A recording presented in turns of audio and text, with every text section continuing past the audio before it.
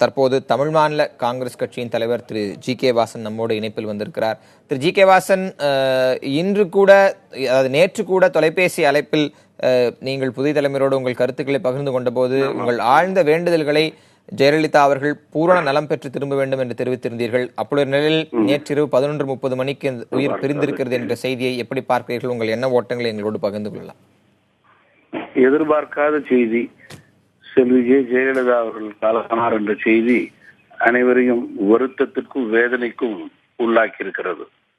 புரட்சித் தலைவர் எம்ஜிஆர் அவர்களது மறைவுக்கு பிறகு அதிமுகவினுடைய தொண்டர்களால் அன்பு பாராட்டப்பட்டு ஏற்றுக்கொள்ளப்பட்டு புரட்சி தலைவி என்றும் அம்மா என்றும் அன்போடு அழைக்கப்பட்டவர். முதல்வருடைய இழப்பை பொறுத்தவரையில அவர் சார்ந்திருக்கின்ற இயக்கத்திற்கு மட்டுமல்ல, தமிழகத்திற்கும் இந்தியாவிற்கும் உலகமெங்கும் வாழும் தமிழர்களுக்கும் பேரிழப்பு என்று நான் குறிப்பிட விரும்புகிறேன். ஏழை எளிய அடித்தட்டு மக்களுடைய நலனுக்காக எண்ணற்ற நலத்திட்டங்களை அறிவித்து செயலாற்றி தனது இறுதி மூச்சு வரை அதுபோன்ற மக்களுக்காகவே பணியாற்றியவர்.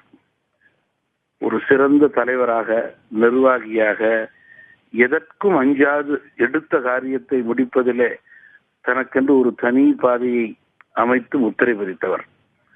தான் சார்ந்திருக்கும் இயக்கத்தை தன்னுடைய இறுதி மூச்சு வரை கட்டுக்கோப்போடும் கட்டுப்பாடோடும் வைத்திருந்த சிறப்பும் பெருமையும் அவருக்கு என்றைக்குமே உண்டு.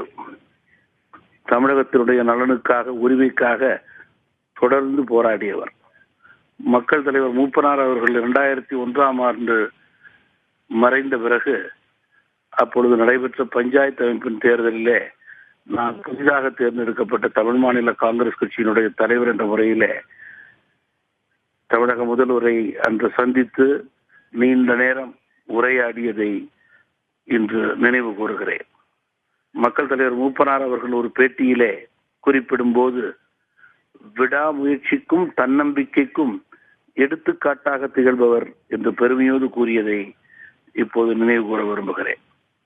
எதையும் எதிர்த்து போராடும் வல்லமை படைத்த பெருமடியாக வாழ்ந்து பெண் உரிமைக்காகவும் அடிமட்ட தொண்டனுக்கும் பெரும் பொறுப்பை கொடுத்து ஜனநாயகத்திலே ஏழை பணக்காரன் என்ற பாகுபாடின்றி இயக்கத்தை நடத்தியவர். முதல்வர் அவர்கள் மறைந்தாலும் அவர்கள் செய்த பணிகள், ஆற்றிய தொண்டுகள் என்றும் நிலைத்து நிற்கும். தமாக சார்பிலே அதிமுகவினுடைய மூத்த முன்னணி தலைவர்கள், லட்சம் தொண்டர்களுக்கு கனத்த இதயத்தோடு எனது ஆழ்ந்த இரங்கலை தெரிவித்துக் கொள்கிறேன்.